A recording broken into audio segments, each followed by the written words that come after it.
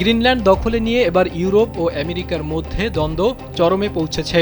Greenland দখলের বিরুদ্ধে Europe বাধা হয়ে দাঁড়ালে তাদের উপর শুল্ক আরোপের হুমকি দিয়েছেন ডোনাল্ড ট্রাম্প, আর এতে তীব্র প্রতিবাদ জানিয়েছে ইউরোপের নেতারা। তারা ট্রাম্পের এমন এক ঘুয়েমি সিদ্ধান্তকে অগ্রহণযোগ্য বলেছে। এদিকে গ্রিনল্যান্ডে নিরাপত্তা রক্ষায় ইউরোপের 8টি দেশ দ্বীপটিতে সেনাবাহিনী পাঠিয়েছে, আর এতে বেজায় ক্ষেপেছেন ট্রাম্প। ইউরোপের দেশগুলো একটি অত্যন্ত বিপজ্জনক খেলা খেলছে, আর এরই জের ধরে তিনি যুক্তরাজ্য, Germany, France, Denmark, Norway, Sweden, Netherlands ও ফিনল্যান্ডের পণ্যের উপর 10% শুল্ক আরোপ করেন, যা আগামী 1 ফেব্রুয়ারি থেকে কার্যকর হবে।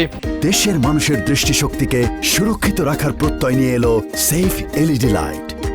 পরে তা বাড়িয়ে 25% করা হবে এবং ডেনমার্ক ইস্যুতে কোনো চুক্তি না হওয়া পর্যন্ত কার্যকর থাকবে। ডেনমার্কের স্বায়ত্তশাসিত অঞ্চল গ্রিনল্যান্ড। ট্রাম্পের দাবি, যুক্তরাষ্ট্রের নিরাপত্তার জন্য এই অঞ্চলটি অত্যন্ত গুরুত্বপূর্ণ, তাই এই অঞ্চলের নিয়ন্ত্রণের দায়িত্ব নিতে চায় তার দেশ।